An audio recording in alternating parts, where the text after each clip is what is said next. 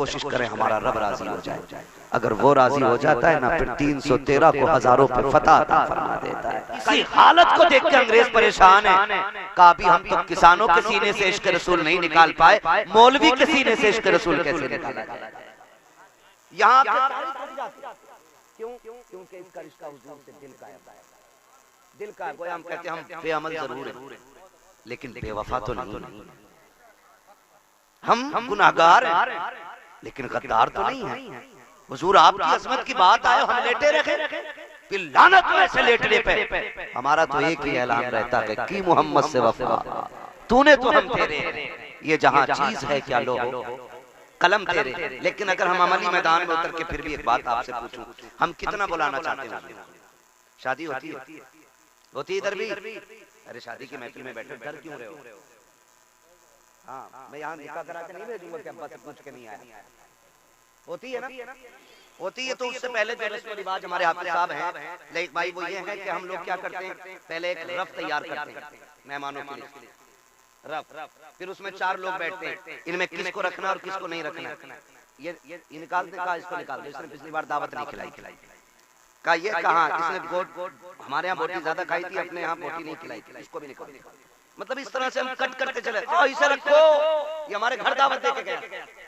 ऐसे लिस्ट घटती बढ़ती रहती है। फिर बात आती है रिश्तेदारों पे, फिर बात आती है कुर्ब जवार के लोगों पे। जब रिश्तेदारी की बात आती है, लिस्ट बन जाती है ना, तो बेटा कहता अब्बा फूफा को बुलाओगे कि नहीं? कहा क्यों? कहा वो तो नाराज है। तो लोग बाप भी नाराज नहीं, कह देता नहीं, अगर वो नाराज है हम नहीं जाएंगे बुलाने। 4 लोग बैठ के कहते क्यों ना जाओगी जी, तुम्हारे बेटे का आज छोटी से रहा है, तुम्हें जाना पड़ेगा, जाओगे और बच रहोगे, हम जाके तुमसे मनवाएंगे उनको। और पूरी कौम प्रेशर डालती है, जबरदस्ती ले जाकर के पैर पकड़वाए जाते हैं। आज के हालात में आपको बता दूं, कितने ऐसे मक्कार लोग भी होते हैं कि 3 दिन घर में ही पड़ा रहेगा, जब खाने की बारी आएगी भाग जाता है। कहाँ है पना साहब? कहा वो नाराज है। कहा 3 दिन से तो यही थे। कहा रोटी नहीं खाएंगे जब तक आप अपने किए की माफी नहीं मांगेंगे। इस तरह से शादियों को भी बर्बाद किया जाता है। मैं कुछ और कहना चाहता हूँ, मैं बताना ये चाहता हूँ, जब लिस्ट बनाई जाती है उसमें खालू को भी मनाया गया, ताऊ चचा को भी मनाया गया, सारे रिश्तेदारों को राजी करके लाया गया। लेकिन मुझे बता तो सकी, सारे रिश्तेदार आ गए,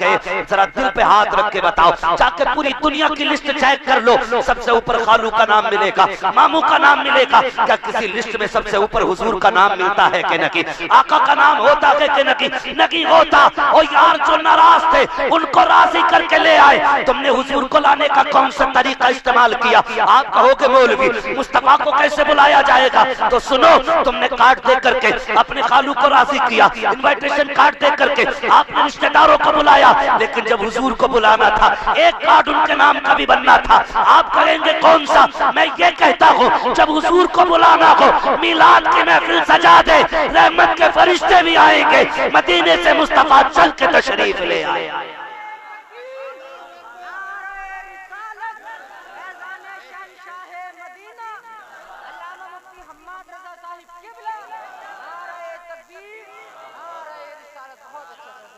हाँ भाई, महफिल रखो, जरूरी नहीं है हम्माद आए, मुफ्ती मुदस्सिर साहब आए, लयक भाई आए, ये शोहरा, ये उलमा आए, एक भी मस्जिद के इमाम को बैठा के उनकी नात खानी शुरू करा। बात लहजे की नहीं है, बात अंदाज की नहीं है, बात हुजूर की नात की है।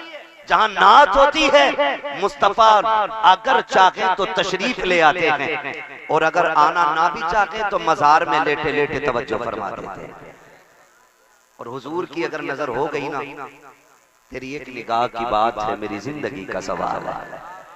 अगर उनकी एक निगाह हो गई ना, फिर बेड़े पार हो जाते, फिर बेड़े पार होते। इसलिए मैं कहता हूँ खुदा तौफीक दे, दूल्हा बनो ना तो दूल्हा तुम बनो, महफिल सजी हो, सेहरा आमीना के लाल का पढ़ा जाना चाहिए। वाह वाह, माशाअल्लाह माशाअल्लाह।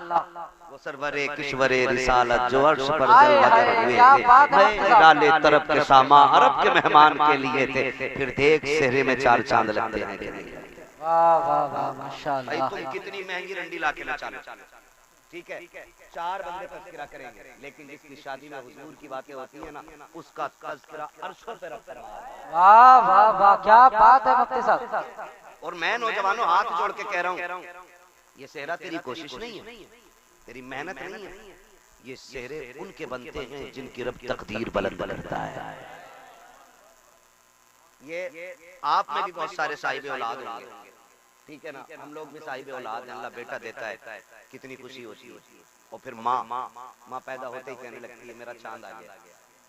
चांद वो इससे नीचे लफ्ज नहीं बोलती है, काला भी है ना फिर भी चांद, ठीक है ना। कैसा ही है, माँ के लिए चांद होता है, और हर माँ के लिए उसका लाल चांद होता है, और हर लाल के लिए जो उसकी माँ हो सकती है ना, वो दुनिया में कोई नहीं हो सकता। ये भी क्लियर है, जो माँ हो जाएगी वो कोई नहीं हो सकता।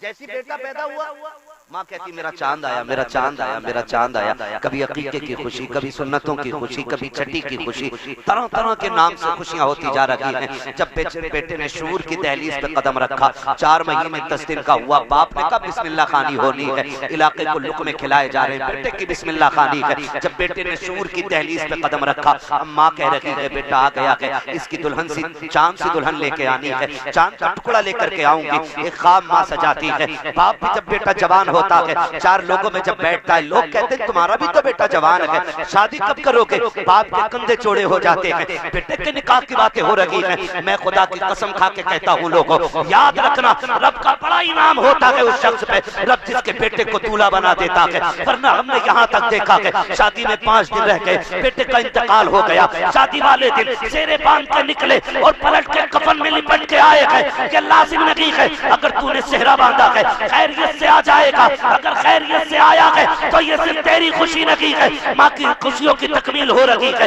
बाप का ख्वाब पूरा हो रहा है, यारों की खुशियों में 4 चांद लग रहे हैं, दोस्तों अहबाब मचल रहे हैं। ओ लोगों, खुदा ये वक्त दे गाने न बजाना, अगर बजाना तो मुस्तफा की नातों के तराने बजाना। नारे तकबीर, नारे रिसालत, फैजान शहंशाह मदीना, ख्वाजा का हिंदुस्तान, नारे तकबीर, नारे रिसालत। बहुत अच्छी। जिंदगी के सारे काम सिर्फ निकाह पे खत्म नहीं हो जाते, उसके बाद नेक औलाद इंसान के लिए सबसे बड़ी नेमत है। नेक औलाद, फर्माबरदार औलाद।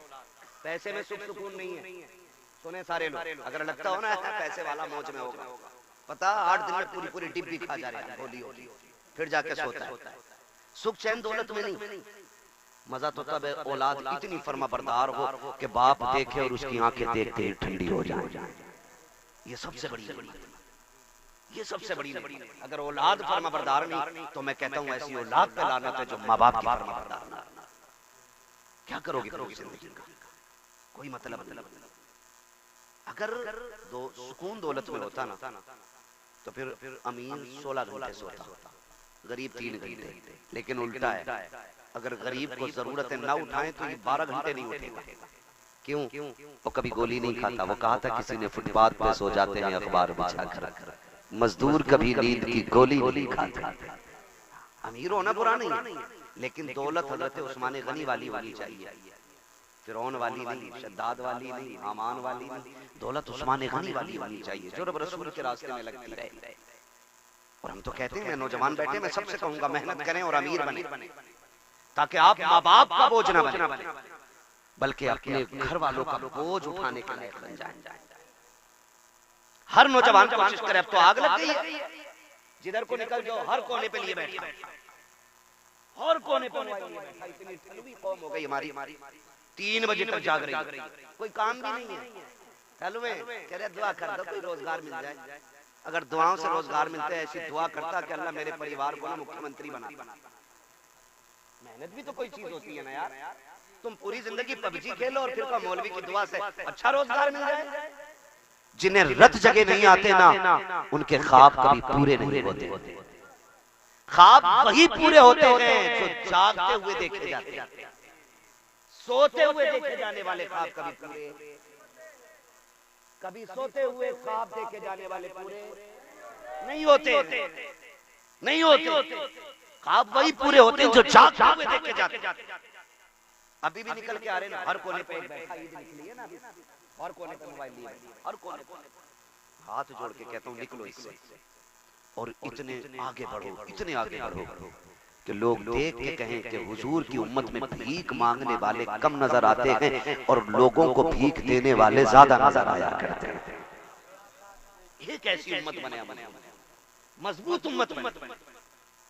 इब्तिदाई दौर इस्लाम का आप देखें, एक खजूर खा करके रोजा रख लेते और उसकी गुठली मुंह में डाल करके इफ्तार करते। ये दौर इस्लाम पे गुजरा है। लेकिन फिर हजरत फारूक आजम का दौर आया, फिर इस्लाम ने करवट बदली है, तो फिर पूरे मदीने में कोई ज़कात लेने वाला नहीं मिलता था। ये दौर भी इस्लाम ने देखा, लेकिन वो जवान हलवे नहीं थे, निकम्मे नहीं थे। इस्लाम के लिए जंगे भी लड़ना और बच्चों के लिए हलाल कमाई के लिए कोशिश भी करते रहे, कोशिश भी करते रहे। आज तो क्या कहते हैं, शॉर्टकट कह रहे हैं, ऐसा रास्ता मिला है 10 पे 70 दे रहे, रातों रात अमीर होने के साथ। अब तो वो क्रिकेट चल रहा है,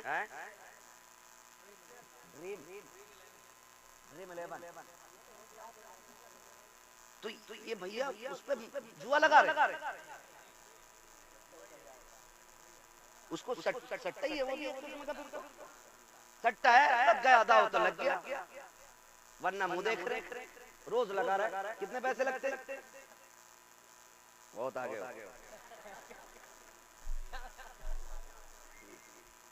ठीक है, मैं आपको बताना चाहता हूँ, हमारे 1 रुपए की वैल्यू जानते हैं आप? 1 रुपए की वैल्यू फरमाया गया, अगर मोमिन की हलाल कमाई का 1 रुपया कब्र में गिर जाए, तख्ते लगा दिए गए, हुक्म यह है कि तख्ता हटाया जाए, पहले रुपया निकाला जाए, फिर दफन। तुम्हारे 1 रुपए की वैल्यू ये है, और लालच लेकर डूब गया हमें, शॉर्टकट के चक्कर में हराम में उतर आए हम। अल्लाह उस दिन से पहले मौत दे दे जिस दिन हमारे हलक में हराम का लुक आ जाए। हलाल, इमाम गजाली से किसी ने कहा था, हुजूर दुआएं कब कबूल होती? अब तो रस्म चल गई है, दुआ करिए। उन्होंने भी कह दी, ठीक है जा, अल्लाह तेरा भला करे। और पता चले जो कह रहा भला करे उसका सबसे ज्यादा बिगड़ा हुआ मसला। इमाम गजाली से कहा, हुजूर दुआएं कब कबूल होती है? फरमाया 2 काम करना, दुआएं कबूल होंगी। कहा क्या? कभी हराम ना खाना और कभी झूठ ना बोलना। हाथ तेरे उठेंगे, मकबूलियत की जमानत खुदा अता फरमा देगा। ये 2 काम करने थे, लेकिन हम शॉर्टकट के चक्कर में निकल गए। इससे भी शॉर्टकट ये है, लल्ला जवान हो गया, 10 लाख तलौंडिया वाला दे गई। अपनी मर्जी से बेटी वाला कायनात उठा के दे दे, उसकी मर्जी है। भीख मांगने वाले पैदा हो गए। 4 बेटे तो हिसाब लगा रहा, 10 कलवा में, 10 मलवा में, 10 बब्बन में, 10 अच्छन में, कितने लाख हो गए? 40 लाख का ऐसे ही शॉर्ट रास्ते से अमीर बन गए। जहेज में मांगा गया 1 रुपया हराम हराम हराम। ये शरीयत है, ये शरीयत। और इस चीज ने कौम का बेड़ा गर्क कर दिया है। जब से डिमांड की आग लगी है ना, कह रहा नहीं, प्रधान के बेटे से कम नहीं मिलना चाहिए, मुझे इतना दोगे तब बेटी कब मैं तुम्हारी बेटी का रिश्ता कबूल करूंगा। और खुदा के वास्ते मेरे भाई अगर 10 लाख से गुजारे हो जाए तो लेके रख ले, अगर 20 लाख से नस्लें पल जाए तो पैसे संभाल के रख ले, और अगर गारंटी ना हो तो फिर हाथ ना फैला। ये कौन दे सकता है तुझे जो खुद दूसरों के मोहताज हो? ये कैसे भले पूरे करेंगे? उससे मांग जिसके खजानों में कमी नहीं आती है। और ऐसा कौन है? बरेली वाला कहता है, कौन देता है? देने को मुंह चाहिए, देने वाला है सच्चा हमारा।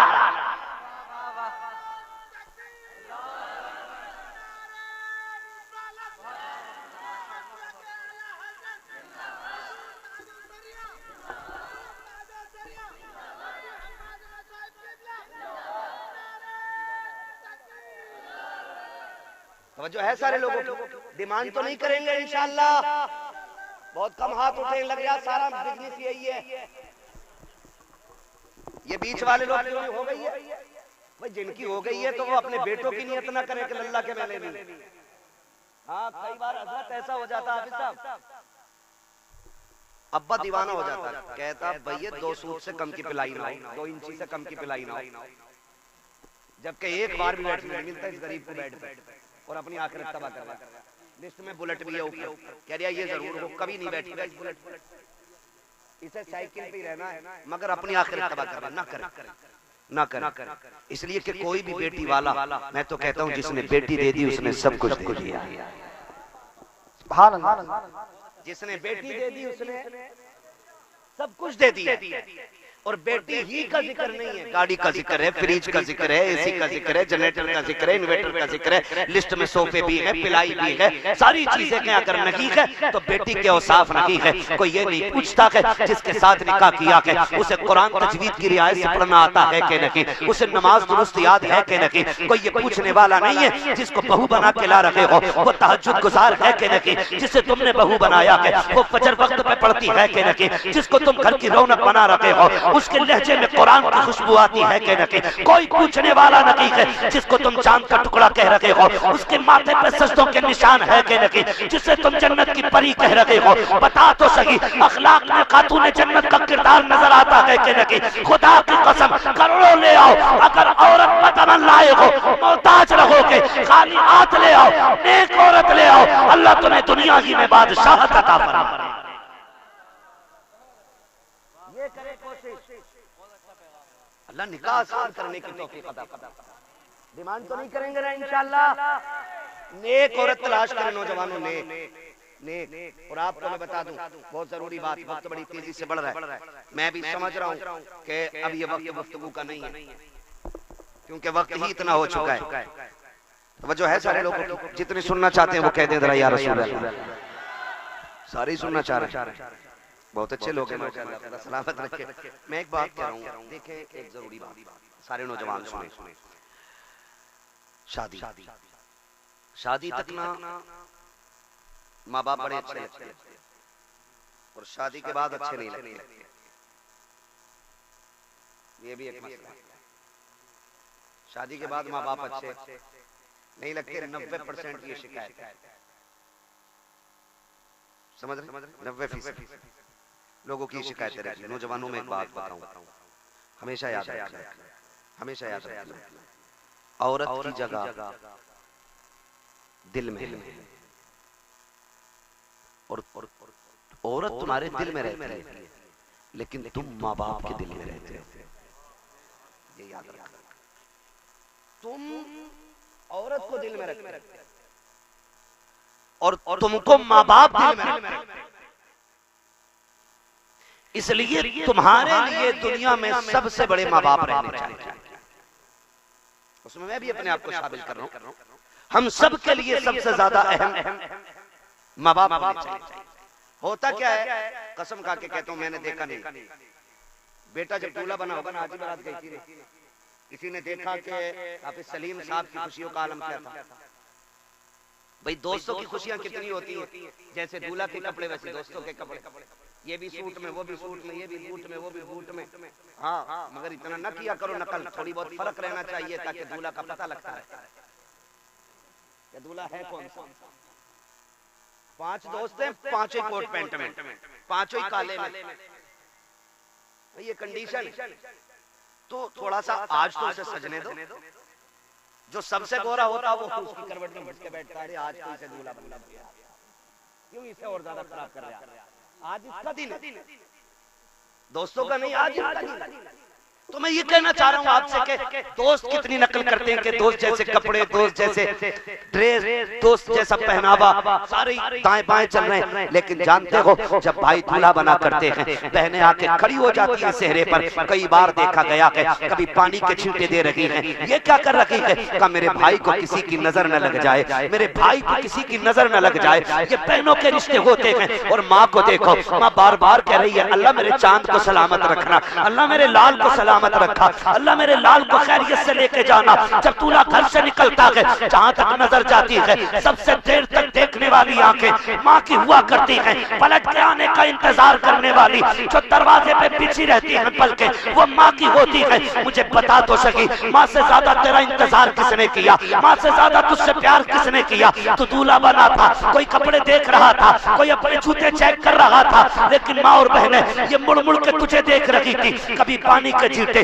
कभी सुरमे के टीके, कभी बार बार नजरें उतारना, मेरे लाल को किसी की नजर न लग जाए। मुझे बता तो सही, तेरे जाने के वक्त में तेरे बाप का पैर जमीन पे नहीं लगता था। लोग पूछते थे कि बाप कौन सा है, का तलाश करो। आज जिसकी खुशियां आसमान पे होगी वही बाप लगता नजर आएगा। बाप तनहा अलग दिखाई देता है कि ये बेटे वाला है, मगर जरा दिल पे हाथ रख के बता, अभी शादी को 15 दिन हुए हैं। माँ से कहता है सुन, मेरे कमरे पे आके दस्तक ना देना, मेरी बीवी को अच्छा नहीं लगता है, तुमसे झाड़ू नहीं लगती है। अभी 8 दिन हुए हैं उससे झाड़ू लगवाने चली हो, अभी 8 दिन हुए हैं उससे चाय बनवाने चली हो। मुझे बता तो सकी तू किससे बात कर रहा है? ये वो है जिसके बारे में इमाम अहले सुन्नत ने कहा है। सरकार आला हज़रत फरमाते हैं अगर माँ बाप से बात करने का इरादा हो पहले इजाजत लो, अगर वो कहते तब बात करो। आला हज़रत कहते हैं माँ बाप की बारगाह में ऐसे जाया करो जैसे रियाया बादशाह के दरबार में जाया। वाह बाबा सुभान अल्लाह, नारे तकबीर। नारा मुख्तसर कर, मुझे बहुत कम वक्त में बातें करनी है, तवज्जो है भाई। तो ये माँ बाप होते, और अभी 8 दिन नहीं हुए माँ बाप से बिगड़ गए, माँ बाप से बिगड़ गई हमारी। क्यों? फिर वो उधर से उधर कान भरने, इधर के उधर सुने भाई। सिर्फ एक बात याद रखो, माँ को माँ का हक दो, बीवी को बीवी का हक। इस्लाम न बीवी का हक छीन के माँ को देने की इजाजत देता है, और न माँ का हक छीन के बीवी को देने की इजाजत देता है। ये याद रखिए, ये नहीं है। लेकिन गुलामी मत करना औरत की कि अम्मा ये रोटी नहीं बनाएगी, रोटी तुझे ही बनाएगी। झाड़ू पोछा इसको नहीं करना, अम्मा तुम करो। बीवी को पहला सबक पढ़ा देना, उससे कह देना सुन, मेरी जन्नत मेरे माँ बाप के कदमों में है और तेरी जन्नत मेरे कदमों में। अगर अपनी जन्नत बचानी है ना तो फिर मेरी जन्नत हाथ से नहीं जानी चाहिए। ये सिर्फ इतना सबक आपको पढ़ाना है। बीवी समझदार होगी तो फिर समझ जाएगी, फिर पूरी जिंदगी इंशाअल्लाह अगर माँ बाप राजी रहे ना तो फाकों में भी जन्नत के मजे आएंगे, फाकों में भी जन्नत के मजे आएंगे। मैं नौजवानों जानता हूँ कितने हम में सब परदेश रहते हैं, कितनी मजदूरियां करते हैं, कितने थकते हैं लोग। ठीक है, जब नींद आती है ना थक के, तो मैं गारंटी के साथ कहता हूँ कभी भी VIP गद्दों पे उतनी अच्छी नींद नहीं आती जितनी अच्छी नींद माँ बाप के कदमों में बैठ के आया करती है। इसलिए मेरी गुजारिश है, आज ना तलाक़ें और झगड़े बेटी वाले भी कम नहीं है। जरा सी बात ससुराल में हो जाती है बेटी के ना, तो अब जो ये फसाद सबसे ज्यादा हुई मोबाइलों की वजह से हो रही है। इतनी चालाक औरतें आ रही हैं, फोन लगा के ना ऐसे रख लेंगी और कहीं बताइए क्या कह रहे थे मेरे अब्बा के बारे में, रिकॉर्डिंग ना डायरेक्ट चल रही है, क्या कह रहे थे मेरे अब्बा के बारे में, क्या क्या दिखाओ। मेरे भैया क्या कही थी तुमने? अभी फोन कटता नहीं, गाड़ी दरवाजे पे आ गई, पकड़ो इसे। और फिर ये सोचते हैं कि हम तुर्रम खां हैं, हम यूं कर देंगे। याद रखना, बेटी का गुजारा बाप के घर नहीं शोहर के घर होता है। आप कुछ भी कर लें, वो ताकत तुम्हारे पास नहीं है जो रब ने उसके शोहर को दी। आप कुछ भी कर लो, आप मंत्री हो, संतरी हो, पैसे वाले हो, पावर वाले हो, ताकत वाले हो, मुट्ठी में आपकी ताकत है। लेकिन जो तलाक की पावर शोहर के पास है ना, उसने 3 बार अगर बोल दिया ना तलाक तलाक तलाक, बेड़ा ही गलत हो जाता बेटी। इसलिए बेटियों के मामलात में भी आसमान पे ना उड़ा गाये जाए। क्या कह रहा था भाई? थप्पड़ मार दिया। याद रखना, शोहर हर हाल में शोहर होता है, शोहर हर हाल में शोहर होता है। शोहर मरना गवारा करता है लेकिन जिल्लत गवारा नहीं करता कभी। किसी भी शोहर को उसकी बीवी के सामने जलील न करना, वरना तुम्हें हाथ पड़ जाएगा। तो कमी बेटी वालों के लिए एक अच्छी जिंदगी गुजारने के लिए हुजूर का तरीका अपनाना पड़ेगा।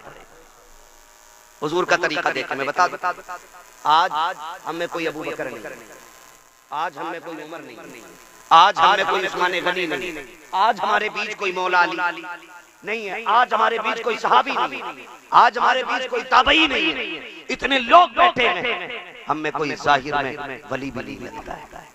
कोई किसान है, कोई मजदूर है, कोई इमाम है, कोई खतीब है, बस अपने अपनी जिम्मेदारियों पे लोग लगे। मगर बता, कायनात में कोई सैयदा आमीना के लाल के जैसा हो तो लाके दिखाओ। और जानते हो जिनसे मेरे नबी ने निकाह किया पहला, उस खातून को हजरत खदीजतुल कुबरा कहा जाता है। क्या कहा जाता है? हजरत खदीजतुल कुबरा। ये हुजूर की पहली बीवी। हुजूर के साथ 25 साल गुजारे। कितने? तो जो है 25 साल गुजारे। इनका लेवल क्या है? आका फरमाते पूरी कायनात में इस्लाम का एहसान है, लेकिन इस्लाम पे मेरी खदीजा का एहसान है। ये इनका लेवल है, ये इनका स्टेटस है, ये इनका मकाम है। आका फरमाते पूरी कायनात में इस्लाम का एहसान, लेकिन खदीजा वो है जिसका इस्लाम पे एहसान। अब आप जरा देखें, एक दिन मेरे नबी की अम्मी हजरत हलीमा सादिया रज़ी अल्लाह ताला, ये कौन है? ये हुजूर की रिज़ाई अम्मी। कैसी अम्मी है? रिज़ाई अम्मी उस माँ को कहा जाता है जिसने दूध पिलाया हो अपना। हकीकी माँ वो होती है जिसने पैदा किया, रिज़ाई वो होती है कि जिसने सिर्फ दूध पिलाया हो। हजरत हलीमा सादिया वो है जिन्होंने दूध पिलाया है। एक दिन इत्तेफाक से सफर करते करते मुस्तफा की चौखट तक आ गई, आकर के बैठी है हजरत खदीजतुल कुबरा रज़ी अल्लाह ताला अन्हा, सामने खड़ी है। आका जो हुक्म दे रखे हैं तोड़ के लाती हैं ला के दे देती हैं, तोड़ के लाती हैं जाती हैं ला करके दे देती हैं। जब तक हजरत हलीमा घर में रखी, हजरत हलीमा जब तक घर में रखी, हजरत खदीजतुल कुबरा बैठी नहीं थी। जब आप रुखसत हो गई, मेरे नबी ने उम्मुल मोमिनीन हजरत खदीजतुल कुबरा का हाथ पकड़ा और कहा था शरीक हयात एक बात तो बताओ, जब तक मेरी माँ घर में रखी तुम बैठी क्यों नहीं थी, खड़ी क्यों रखी? कहा महबूब वो आपकी माँ है, अगर आपकी माँ है तो मेरी भी माँ है। मैं इस डर से नहीं बैठी थी कहीं वो किसी चीज का हुक्म दे और मुझे उठने में ताखीर हो जाए, मैं इसलिए खड़ी रखी कि जो आपकी माँ बोलती रखे खदीजा तोड़ के करती रखे। कहा महबूब ये निजाम जमाने को बताना है कि जो शोहर की माँ होती है उसी तरह बीवी के लिए वो उसकी भी माँ हुआ। अल्लाह सुभान। और आज शोहर खुद कह रहा लेटी रहे, तेरे सिर में दर्द है, अम्मा रोटी डाल दिए दो। शोहर नहीं, ये दलाल है। हद हो गई भाई, हद हो, चापलूसी की भी हद हो। माँ बाप हजरत खदीजतुल कुबरा खड़ी रही, आज तो देख के खड़ी नहीं होती जनाब। और कंडीशन कुछ बेगैरत घरानों की ऐसी है कि दुपट्टे भी सर पे नहीं रखती ससुर को देख के। और बहुआ कहती बड़े मियां कहां? बहुआ इसलिए बड़े मियां कह रही है क्योंकि बेटा खुद कह रहा ना हाजी जी कहां? अपने अब्बा को प्रधान मुखिया हाजी जी अब्बा कहते हुए इसकी जबान टूट रही है। नसीब वाले जिनके सर पे बाप का साया होता है, नसीब वाले, मुकद्दरों वाले जिनके सर पे ममता का आंचल होता है। प्रधानी कह रहे हो, हजन कह रहे, माँ कहा करो माँ। अल्लाह ने इस लफ्ज में इतना सुकून रखा है कि जब चोट लगती है ना तो पहला लफ्ज माँ निकलता है। कभी बच्चों को देखो, बाप की गोद में होगा, चोट लग जाए तो कहेगा अम्मा। क्यों? क्योंकि अल्लाह ने इस लफ्ज में मिठास भी रखी है और सुकून भी रखा है। सुकून भी रखा। नबी की अम्मी आई, हज़रत खदीजतुल कुबरा खड़ी रही। आज हमारी अम्मी आए ना, वो कहे बेटे तेरी बीवी को मैंने आवाज दी थी उठी नहीं, कहा ना उठी तो तुम्हें कोई जरूरी था आवाज देना, वो तकव्वी थी, सो गई। ये कहते ठीक है अम्मी हम उनसे बात कर लेगा। इस तरह से माँ बाप के लहजों की कदर किया करो, उनकी इज्जत हमें करनी चाहिए। वो माँ बाप है, वो बीवी नहीं है, माँ बाप है, उनका एक एक बाल पे एहसान है हमारा, एक एक बाल।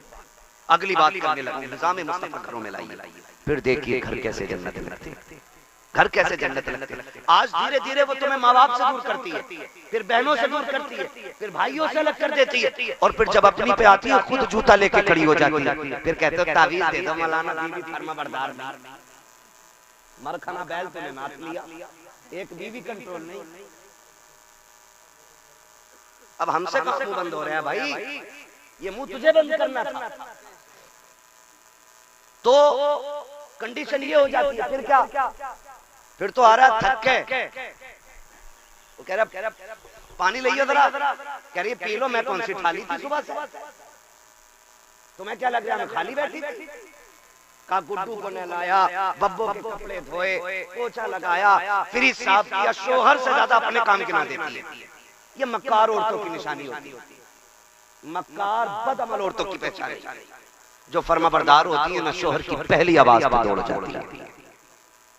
पहली आवाज, शोहर थक के आया, खुद बीमार होकर पड़ गया। होता क्या है, कभी बाहर ना मोहल्ले में दिन भर घूमेगी, शोहर के आने के टाइम चद्दर ओढ़, क्या हुआ कि सिर में आधे में बड़ा, आधे में दर्द है तो सर पे उठा लेती है, पूरे में हो तो क्या करे, करिए कि सर में दर्द। जाओ जाके बेटियों को सबक दो। घर ऐसे नहीं चला, घर ऐसा चला करते हैं, शोहर थक के आए ना, बिस्मिल्लाह पढ़ के उठ, गिलास पानी का लेके बगैर के जाके खड़ी हो जा। तुझे नहीं पता, जब तू उसे मुस्कुरा के देखेगी, वो तुझे मुस्कुरा के देखेगा, अल्लाह दोनों के सारे गुनाह माफ फरमा देगा, सारे गुनाह बख्श दिए जाते हैं। वो तो निहायत सस्ता सौदा बेच रहे हैं जन्नत का, हम मुफलिस का मोल चुकाएं, अपना हाथ ही खाली, अपना हाथ ही खाली। इतनी आसान भी है जन्नत, लेकिन घर को जहन्नम बना रखा है। अगर कह दिया मेरे लिए ऐसा जोड़ा लाना जैसे अच्छन की बीबी ने पहन रखा था, अगर वो वैसा जोड़ा न लाया, फेंक देती है, फेंक के मैंने अपने बाप के घर कभी ऐसा नहीं पहना। जाओ जाके बेटियों को पढ़ाओ कि बाप के घर जो तूने सोना पहना, चांदी पहना, हीरे जवाहरात पहन लिए, कभी इसका तज़किरा तूने शोहर के घर नहीं करना जा करके। वो तुझे जिस हाल में रखे तुझे उस हाल में रहना है। तेरी बेटी नबी की बेटी से बड़ी नहीं है, तेरी बेटी मुस्तफा के घर दूल्हा बन के आने वाले, तेरा बेटा अली से बड़ा नहीं है, ज्यादा इतराने की जरूरत नहीं है। मुस्तफा को देखो, जब बेटी का रिश्ता किया था, आका करीम ने कहा था, फातिमा मैंने तेरे रिश्ते का फैसला अली के साथ कर दिया है। खातून जन्नत सैयदा तैयबा ताहिरा आबिदा ज़ाहिदा रक़िया तक़िया नक़िया सैयदा फातिमा ज़हरा आंखों में आंसू भर लाई थी। आका करीम ने कहा था, फातिमा अली से बेहतर ज़मीन पे तेरे लिए मुझे कोई मर्द नजर नहीं आया, इसलिए मैंने तेरे लिए अली का इंतखाब किया है। अली गरीब जरूर है, लेकिन अली नबी का भी प्यारा है, खुदा का भी प्यारा। नारे तकबीर, नारे रिसालत, मसलके आला हजरत उलमा अहले सुन्नत हजरत अल्लामा मुफ्ती अब्बास रज़ा साहिब मुरादाबादी, नारे हैदरी। शुक्र अल्लाह का, मैं सही बता रहा हूँ, बड़ा सुख है दीन में। हमारे घर के 7 दामाद हैं, 7 पढ़े लिखे लोग हैं, और इतनी सुख सुकून की जिंदगी है। कभी कोई टेंशन, कभी चैन, कभी पैंपे नहीं, कभी मसला ही नहीं कि उसका हाथ पकड़ के लाओ, उसका लाओ, मुझे कार्ड क्यों नहीं आया, मुझे देख मेरा मुंह क्यों नहीं देख, क्योंकि सारे पढ़े लिखे लोग हैं। तो फिर जब जिंदगी हुजूर की शरीयत के दायरे में चलती है ना, तो बड़ा सुकून होता है, बड़ा सुकून होता है। बहने अल्लाह ने साथ दी, साथों पढ़ी लिखी कारिया, बड़ा सुकून रहता है। ऐसा माहौल घरों का बना, ऐसा माहौल बना। जब ये जिंदगी होती है ना, तो फिर फर्माबरदारी और सुकून में जो मजा आता है वो खाली ससुर से लिए गए 15 लाख एक फोड़े में 15 नहीं, 15 के 35 निकल जाए। ये याद रखिएगा, इसलिए हराम के चक्कर में ना पड़ना, मेहनत से अपनी कमाई से लाओ, फिर 5 में अल्लाह 50,000 की बरकत दे देता है। मेहनत का होना चाहिए, मेहनत का होना चाहिए, अपनी कमाई का, भीख में मिले हुए से क्या यार।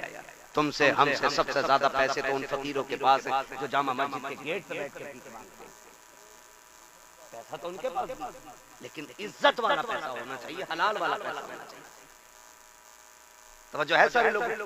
तो माहौल जब अच्छा होना, तो फिर घर बिगड़ जाती, बिगड़ जाती।